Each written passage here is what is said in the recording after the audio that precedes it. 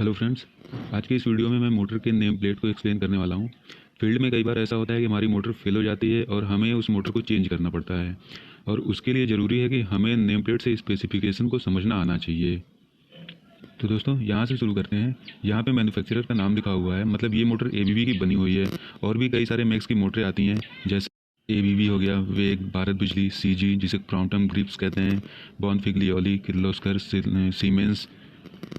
Next है 3 phase squirrel cage induction motor. ये दिखाता है कि ये 3 फेज की इंडक्शन मोटर है और ये स्क्वायरल केज टाइप की है। नेक्स्ट है IS रेफरेंस 325। इसका मतलब यह है कि इस मोटर को बनाने में इंडियन स्टैंडर्ड्स के रूल नंबर 325 को एज ए रेफरेंस लिया गया है। आगे है किलोवाट और HP। दोस्तों, ये वो पावर है जो मोटर के शाफ्ट पर अवेलेबल होता है। मतलब ये मोटर अपने शाफ्ट पर 37 किलोवाट का पावर देगा। किसी किसी मोटर में हो सकता है किलोवाट और HP में से कोई एक ही दिया हो। अगर किलोवाट और HP में से कोई एक ही दिया हो तो हमें उसे कन्वर्ट करना आना चाहिए। सपोज दैट मान लीजिए हमारे पास 37 किलोवाट की मोटर है और हमें HP निकालना हो, तो हम 37 में 1000 का मल्टीप्लाई करके 746 से डिवाइड करेंगे और हमारा 50 HP आ जाएगा। या अगर हम डायरेक्ट उसे करना चाहें तो 37 में हम 1.341 का मल्टीप्लाई करेंगे तो हमारा डायरेक्ट HP में आ जाएगा। और अगर HP दिया हो और किलोवाट निकालना हो तो किलोवाट में हम 746 का मल्टीप्लाई करेंगे और नीचे 1000 से डिवाइड करेंगे और हमारा 37 किलोवाट आ जाएगा। यहाँ हमने एक एग्जांपल दिया हुआ है। और अगर HP से डायरेक्ट किलोवाट में बनाना हो तो 50 में 0.746 का मल्टीप्लाई करेंगे, हमारा डायरेक्ट किलोवाट आ जाएगा। आगे चलते हैं। आगे है फ्रेम साइज। यहाँ फ्रेम साइज 90 mm लिखा हुआ है। फ्रेम साइज से माउंटिंग डायमेंशन जैसे foot hole, mounting pattern, shaft diameter, shaft height, इन सब वैल्यू का पता चलता है। माउंटिंग पैटर्न में दो तरह के पैटर्न होते हैं, एक है फुट माउंट और दूसरा है फ्लेंज माउंट। इसके अतिरिक्त यहाँ अगर 90 mm की बात करें तो 90 मोटर के शाफ्ट के सेंटर पॉइंट से मोटर फुट की डिस्टेंस को डिनोट करता है, तथा M का मतलब है कि फुट की लेंथ मीडियम साइज की है। दोस्तों, फ्रेम साइज अपने आप में एक बड़ा टॉपिक है, तो इस पर एक अलग से मैं वीडियो बनाऊंगा, आप उसे भी देख लेना। आगे है फ्रीक्वेंसी। इस मोटर को जो सप्लाई देंगे उसकी फ्रीक्वेंसी 50 हर्ट्ज़ की होनी चाहिए। 50 से 5% ऊपर नीचे हो सकता है, इसीलिए यहाँ पे प्लस और -5% लिखा हुआ है। इससे अलग फ्रीक्वेंसी देने पर मोटर आगे चल के एबनॉर्मली रिएक्ट करने लगेगा। चलते हैं SF पर। यहाँ SF का मतलब होता है सर्विस फैक्टर। यहाँ सर्विस फैक्टर 1.15 है।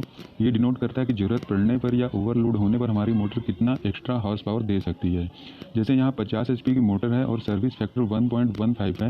इट मीन्स कि 50 में 1.15 से जो मल्टीप्लाई करेंगे तो हमें 57.5 हॉर्स पावर मिलेगा। मीन्स ओवरलोड होने पर ये मोटर शॉर्ट टाइम के लिए ही 57.5 HP प्रोवाइड करेगा। नेक्स्ट है, यह 3 फेज की मोटर है और नीचे पोल्स की संख्या 2 दी गई है। दोस्तों, पोल्स की संख्या जैसे जैसे बढ़ेगी RPM वैसे वैसे घटते जाता है। पोल्स की मिनिमम संख्या 2 होती है। आगे है KVA कोड। जब भी मोटर को स्टार्ट करते हैं तो उसका स्टार्टिंग करंट उसके FLC से कहीं ज़्यादा हो जाता है। इसे इनरश करंट कहते हैं। ये इनरश करंट मोटर के हॉर्स पावर तथा डिज़ाइन कैरेक्टरिस्टिक्स पर डिपेंड करता है। और यहाँ ये इनरश करंट इसलिए इंपॉर्टेंट कॉन्सिडरेबल पॉइंट हो जाता है क्योंकि इसकी वजह से वोल्टेज डिप आता है और यह वोल्टेज डिप दूसरे इक्विपमेंट्स को भी इफेक्ट करते हैं। इसी इनरश करंट्स को सिंपल वे में डिफ़ाइन करने के लिए या इसके कैरेक्टरिस्टिक्स को डिफ़ाइन करने के लिए लेटर्स कोड यूज करते हैं और इसी कोड को KVA कोड कहते हैं। नेक्स्ट पॉइंट है IP55। यह इनक्लोजर की रेटिंग होती है। IP का मतलब है इनग्रेस प्रोटेक्शन। यह दिखाता है कि डस्ट और लिक्विड पार्टिकल से हमारी मोटर किस लेवल तक सेफ है। इसमें जो यूनिट डिजिट है वो लिक्विड प्रोटेक्शन को शो करता है और 10th डिजिट वाला नंबर सॉलिड पार्टिकल से मोटर प्रोटेक्शन को शो करता है। यहाँ पर IP55 लिखा हुआ है। इसका मतलब यह है कि ये मोटर डस्ट प्रोटेक्टेड है और वाटर जेट प्रोटेक्टेड है। मीन्स यदि पानी को जेट प्रेशर से भी मोटर पर डाला जाए तो मोटर में कोई प्रॉब्लम नहीं आएगी। दोस्तों, IP रेटिंग पर मैंने एक अलग से वीडियो बनाया हुआ है, आप प्लीज़ उसे देख लीजिएगा। यहाँ IP55 इसलिए मैंने लिया हुआ क्योंकि इंडस्ट्रीज़ में मैक्सिमम यही इसी रेटिंग की मोटर यूज होती है। नेक्स्ट है इंसुलेशन क्लास। यहाँ इंसुलेशन क्लास का मतलब ये होता है कि वाइंडिंग के ऊपर जो इंसुलेशन की लेयर लगी हुई है वो किस टेम्परेचर तक सही तरह से काम करेगी, मतलब उस टेम्परेचर तक उसमें कोई भी खराबी नहीं आएगी। यहाँ पर इंसुलेशन क्लास के आगे F लिखा हुआ है और F का मतलब होता है 155 डिग्री सेंटीग्रेड। मतलब इस मोटर के वाइंडिंग के ऊपर जो इंसुलेशन की लेयर लगी हुई है वह लेयर 155 डिग्री सेंटीग्रेड तक सही तरीके से काम करेगी। और यदि 155 डिग्री से ज़्यादा टेम्परेचर जाता है तो इसका मतलब इसके ऊपर वाइंडिंग का इंसुलेशन ख़राब हो जाएगा। आगे चलते हैं। आगे AMB है। इसका मतलब यह एम्बिएंट टेम्परेचर को शो करता है। यहाँ पर एम्बिएंट टेम्परेचर 40 डिग्री सेंटीग्रेड है। इसका मतलब यह है कि मोटर जहाँ पे इंस्टॉल की जानी चाहिए वहाँ का रूम टेम्परेचर 40 डिग्री सेंटीग्रेड से ऊपर नहीं होना चाहिए, अदरवाइज मोटर सेटिस्फैक्ट्री वर्क नहीं करेगा। नेक्स्ट पॉइंट है ड्यूटी। ड्यूटी, यहाँ पर S1 ड्यूटी लिखा हुआ है। इसका मतलब यह है कि मोटर कॉन्टिन्यूस रनिंग ड्यूटी वाली है, मीन्स ये मोटर 24 घंटे ऑन रहती है। यदि S2 ड्यूटी होता मीन्स ये शॉर्ट टाइम ड्यूटी की मोटर होती। ड्यूटी S1 से 10 तक होती है। नेक्स्ट पॉइंट है RPM, means revolution per minute. इस मोटर की RPM 2955 है। अगला है वेट। वेट हर मोटर पे नहीं लिखा होता है, किसी किसी मोटर पे दिया होता है, किसी पे नहीं दिया होता है। जनरली ये kg में ही दिया होता है। नेक्स्ट है टॉर्क। टॉर्क मतलब टर्निंग या ट्विस्टिंग फोर्स से है, जो कि मोटर शाफ्ट पर प्रोड्यूस होता है। यह इंच पाउंड या फुट पाउंड्स में नोट होता है। अगला पॉइंट है power factor. Power factor generally 0.9 या 0.85 होता है। चूँकि मोटर में हमारे वाइंडिंग होती है तो यह एक इंडक्टिव लोड बनाता है, और इंडक्टिव लोड होने की वजह से पावर फैक्टर 1 से कम ही रहता है। और यहाँ पर मैन्युफैक्चरिंग डेट लिखी हुई है। मैन्युफैक्चरिंग डेट सारे मोटरों पे नहीं मिलेगी देखने को। यहाँ पे दिया हुआ है कि ये मोटर सितंबर 1996 की मैन्युफैक्चर की गई है। अब आते हैं एफिशिएंसी पर। जनरली इंडक्शन मोटर की एफिशिएंसी 82 से 85% तक ही रहती है, बट यहाँ पर हाई एफिशिएंसी लिखा हुआ है। इसका मतलब कि इसकी डिजाइनिंग इस तरह से की गई है कि एफिशिएंसी 92.3% तक मिले।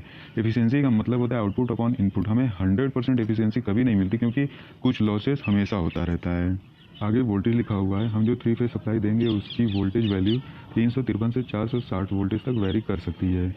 इससे ज़्यादा वैरी नहीं होना चाहिए। स्टैंडर्ड वे में इसे अगर हम डेल्टा में चलाते हैं तो 415 वोल्ट मिलना चाहिए। नेक्स्ट पॉइंट पर आते हैं।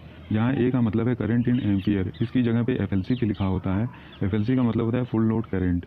यहाँ पे FLC 71 है, मतलब इसकी करंट 71 से ऊपर नहीं जानी चाहिए, नहीं तो वाइंडिंग जल सकती है। हालांकि रिले प्रोटेक्शन उससे पहले ही मोटर को ट्रिप करा देती है। रिले की सेटिंग FLC के अकॉर्डिंग ही रखते हैं। जनरली जो FLC दिया होता है उससे 80% वाली रिले को सेट करते हैं। नेक्स्ट पॉइंट है नेमा। नेमा का फुल फॉर्म होता है नेशनल इलेक्ट्रिकल मैन्युफैक्चरर्स एसोसिएशन। यहाँ ये मोटर नेमा डिजाइन ए की है, और ए का मतलब है कि इसकी एफिशिएंसी हाई है। स्टार्टिंग टॉर्क नॉर्मल है और स्टार्टिंग करंट भी हाई है, तथा मैक्सिमम स्लिप 5% तक है। नेमा डिजाइन 4 तरह के होते हैं, A, B, C और D। यहीं A की जगह अगर B होता तो B का मतलब यह है कि स्टार्टिंग करंट उसका लो है। नेक्स्ट पॉइंट है सीरियल नंबर। हर मोटर पे एक यूनिक सीरियल नंबर लिखा होता है। यदि हमें सेम मोटर को दोबारा ऑर्डर करना हो तो इसी सीरियल नंबर के जरिए हम उसे फिर से ऑर्डर कर सकते हैं। नेक्स्ट है बीरिंग। मोटर में जो बीरिंग लगे हुए हैं ये उनके साइज को शो करता है। यहाँ DE का मतलब है ड्राइव इंड, जिधर लोड मोटर से कपल्ड है, तथा NDE का मतलब है नॉन ड्राइव इंड, मीन्स जिधर कूलिंग फैन लगा होता है। DE का बीरिंग साइज यहाँ पर दिया हुआ है 6201ZZ, और NDE की बीरिंग साइज है 6201ZZ। दोनों तरफ सेम साइज की है, लेकिन ये ज़रूरी नहीं कि दोनों साइड में सेम साइज हमेशा मिले, ये अलग अलग भी हो सकते हैं। इसमें जो ZZ लिखा हुआ है इसका मतलब यह है कि बीरिंग दोनों तरफ से मेटल प्लेट से कवर्ड है। लास्ट पॉइंट है CE। यहाँ पर एक सिंबल बना हुआ है। इस CE का फुल फॉर्म होता है कॉन्फर्मिटी यूरोपियन, जिसे यूरोपियन कॉन्फर्मिटी कहते हैं। CE केवल मोटर पर ही नहीं बल्कि किसी भी डिवाइस पर हो सकता है। इसके मार्किंग से पता चलता है कि इस प्रोडक्ट को बनाने में और आगे इसे यूज करने में स्वास्थ्य, सुरक्षा, पर्यावरण को कोई भी नुकसान नहीं होगा। तो दोस्तों आज का वीडियो यहीं पर समाप्त होता है। अगर आपका कोई क्वेश्चन हो तो प्लीज़ उसे कमेंट बॉक्स में लिख के भेजें। वीडियो देखने के लिए थैंक्स।